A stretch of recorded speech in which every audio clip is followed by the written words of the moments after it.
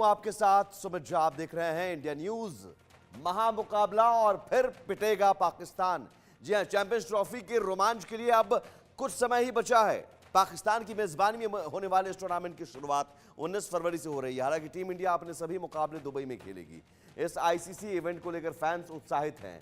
Fans को बेसब्री से भारत और पाकिस्तान के मैच का इंतजार है जो 23 फरवरी को होगा। इस भिड़ंत से पहले आज आपको बताएंगे हम किसका पलड़ा भारी है। हालांकि टूर्नामेंट से पहले भारत और पाकिस्तान की टीमों को कुछ बड़े झटके भी झेलने पड़े हैं। पाकिस्तान की टीम के विस्फोटक ओपनर सैम अयूब को चोटिल होने के चलते चैंपियंस ट्रॉफी में शामिल नहीं किया गया, तो वहीं टीम इंडिया को तब बड़ा झटका लगा जब जसप्रीत बुमराह फिट नहीं होने के चलते चैंपियंस ट्रॉफी का हिस्सा नहीं है। इधर चैंपियंस ट्रॉफी के लिए भारतीय टीम दुबई आज रवाना हो गई, यानी टीम इंडिया तैयार है। पाकिस्तान से महामुकाबले का इंतजार है और आज हम चर्चा करेंगे कि चैंपियंस ट्रॉफी आखिर घर कौन ले जाएगा। और उससे भी बड़ा सवाल ये कि क्या इस बार भी पाकिस्तान पस्त होगा। यकीनन पस्त होगा, लेकिन सवाल है कि कितना पस्त होगा।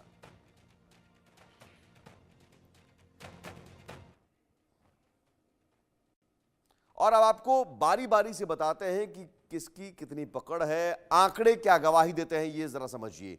अब पहले आप फकर जमान की पिछली 5 पारियों को देखें तो ये देखिए, रन 262 रन, औसत इनका 65.5, हाफ सेंचुरी 1 यानी अर्धशतक 1 लगाया है, 1 शतक। ये फकर जमान की पिछली 5 पारियों का हिसाब किताब है और औसत 65.5 है। और यकीनन यहां फकर जमान एक चुनौती हो भी सकते हैं, लेकिन क्या वो अभी फॉर्म में चल रहे हैं, ये देखना होगा।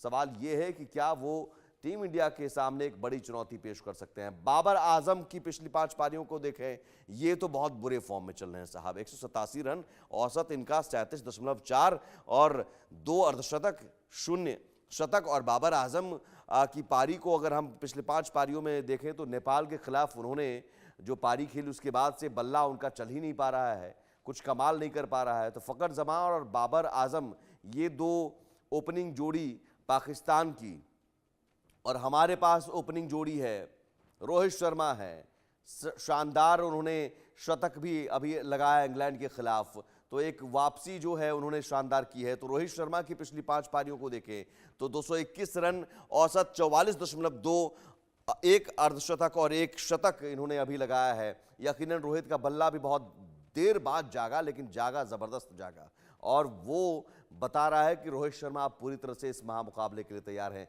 साथ देंगे कौन? शुभमन गिल। शुभमन गिल की शानदार पारियां, पिछली 5 पारियों का हिसाब देखिए, 300 रन, औसत 60 का और 2 अर्धशतक, 1 शतक। ये 60 का औसत बता रहा है। इन्होंने शानदार अभी फॉर्म में है और ये बता रहा है कि अभी ये जो ओपनिंग जोड़ी है रोहित शर्मा और शुभमन गिल की, ये ओपनिंग जोड़ी पाकिस्तान की ओपनिंग जोड़ी पर भारी पड़ सकती है, फकर जमा और बाबर आजम पर। हमारे साथ इस वक्त 3 मेहमान जुड़े हुए हैं। मनोज जोशी हैं, स्पोर्ट्स एडिटर, साथ ही एजाज वसीम साहब हैं, स्पोर्ट्स पत्रकार, और प्रदीप टंडन साहब हैं, पूर्व क्रिकेटर।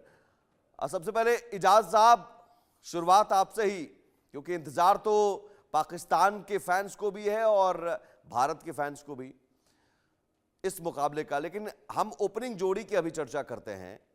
फकर जमा और बाबर आजम के फॉर्म को देखिए, और रोहित शर्मा और शुभमन गिल, और आंकड़े भी गवाही दे रहे हैं कि शुरुआत, चूंकि आगाज बेहतर हो तो अंजाम बेहतर होता है कहा जाता है, आगाज पाकिस्तान का बेहतर करने के लायक अभी 2 चेहरे हैं नहीं।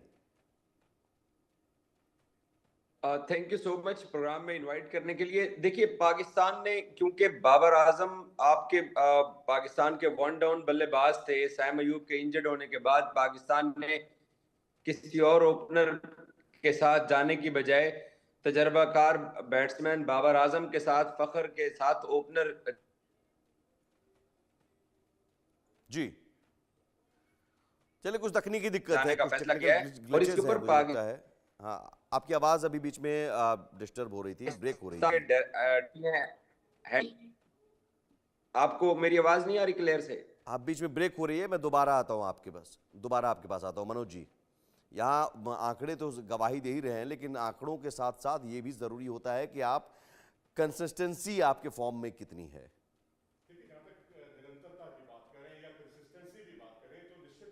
फ़खर जमान पाकिस्तान से, और भारत से शुभमन गिल बहुत कंसिस्टेंट हैं। इन चारों ओपनर्स की बात करें, 2 भारत से और 2 पाकिस्तान से, तो फ़खर जमान को एक एडवांटेज है कि वो अभी इंटरनेशनल लीग T20 खेल कर आए हैं और वहाँ उन्होंने अच्छा प्रदर्शन किया। उन्होंने जो मुंबई इंडियंस एमिरेट्स के खिलाफ भी उन्होंने शानदार हाफ सेंचुरी बनाई, 2 उनकी हाफ सेंचुरी देखने को मिली अभी हाल में ही, और उसके बाद क्योंकि दुबई में वो हाल में खेले हैं, तो ये एक उनका प्लस पॉइंट है। और दूसरा, जिस तरह से उन्होंने न्यूजीलैंड के खिलाफ 84 रन की पारी खेली, साउथ अफ्रीका के खिलाफ 41 रन की पारी खेली, और ये वो खिलाड़ी हैं जिन्होंने हमें चैंपियंस ट्रॉफी नहीं जीतने दी थी 2017 में। तो इन पर हमें बहुत ज़्यादा केयरफुल रहना पड़ेगा।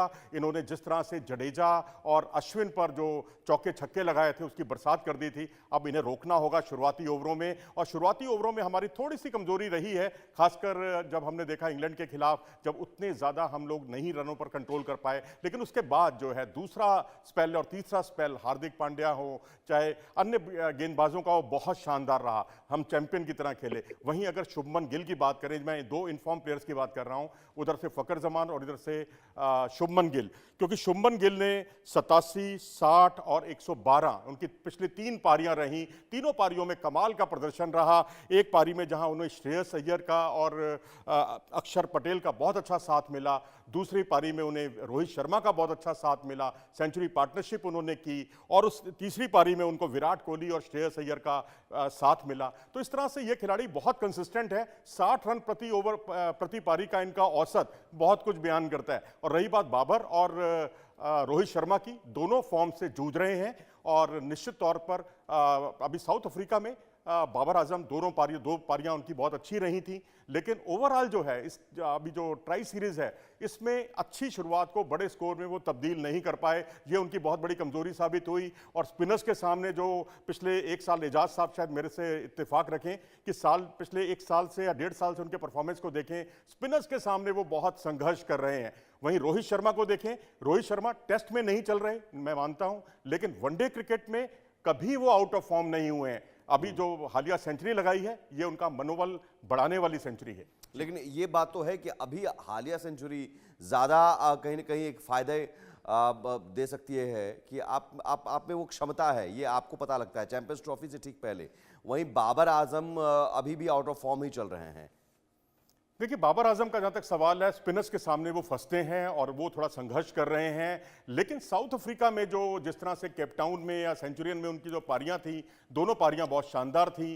टेस्ट में भी उन्होंने 2 पारियां अच्छी खेली, वनडे में भी 2 अच्छी पारियां खेली। लेकिन हालिया जो सीरीज़ है, जो अभी ये लोग ट्राई सीरीज़ में खेले हैं, वहाँ किसी भी मैच में ये चल नहीं पाए। 30 रन नहीं बने हैं उनसे किसी भी पारी में। तो ये कहीं ना कहीं एक सवाल खड़े जरूर करता है। बाबर आजम जैसे एक प्रतिभाशाली खिलाड़ी, जिसको भारत में भी लोग देखना चाहते हैं कि उनके बल्ले से रन बने, लेकिन ये खिलाड़ी का बल्ला उस हिसाब से परफॉर्म नहीं कर पा रहा जैसा कि शुभमन गिल हमारी तरफ से कर रहे हैं या वहां से फ़खर जमान कर रहे हैं। इन दोनों का रोमांच देखते ही बनता है। अगर कहीं रोहित शर्मा चल गए या उधर से बाबर आजम चल गए तो मैच बहुत रोमांचक होने वाला है। प्रदीप टंडन जी, आप क्या कहेंगे? और क्या यहाँ पर ये माना जाए कि फ़खर जमा और शुभमन गिल पाकिस्तान के लिए और फ़खर जमा टीम इंडिया के लिए ज़्यादा बड़ा खतरा है?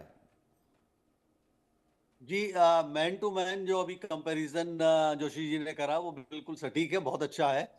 लेकिन मैं एक बात कहना चाहूंगा कि मैन टू मैन कंपैरिजन के बाद भी अगर टीम टू टीम, अगर as a team as a whole comparison करें, तो भी हमारी टीम कहीं ज़्यादा इस समय इनफॉर्म है, और कागज़ पे भी और मैदान में भी हमारी टीम कहीं ज़्यादा मजबूत नज़र आती है।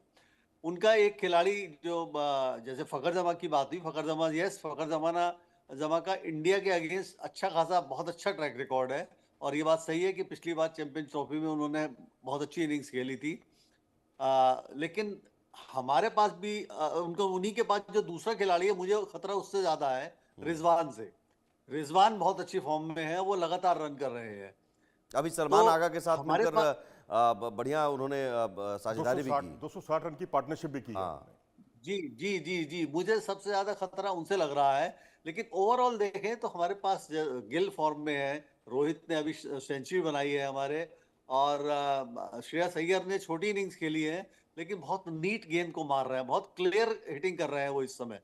और बाकी जो हमारा लोअर ऑर्डर शुरू हो जाता है, अक्षर पटेल अच्छी फॉर्म में है, हमारे पास जो सबसे बड़ा एडवांटेज है, देखिए हमारे पास टीम के, हमारे पास बहुत सारे लेफ्ट हैंडर्स हैं और लेफ्ट हैंडर हमेशा दूसरी टीम को कष्ट देता है। अगर टॉप ऑर्डर में या मिडिल ऑर्डर में आपके पास लेफ्ट हैंडर्स हैं तो बहुत कष्ट प्रद होता है दूसरी टीम के लिए राइट लेफ्ट का कॉम्बिनेशन। तो ओवरऑल अगर देखें तो यस, उनके लिए बहुत बड़ी समस्या है बाबर आजम। जी। बाबर आजम का फॉर्म, क्योंकि वो एक ऐसा खिलाड़ी है जिसे आप बाहर भी नहीं कर सकते और उसका फॉर्म में ना होना पाकिस्तान के लिए सिरदर्द हमेशा रहेगा। तो ये बहुत कुछ डिपेंड करता है कि बाबर आजम की फॉर्म वापस आती है या नहीं आती है। नहीं, अब लेकिन तो ये अब तो खैर निश्चित रूप वक्त से बहुत कम है, तो इजाज वसीम साहब जी बेहतर बता पाएंगे बाबर आजम को लेकर दिक्कत क्या हो रही है।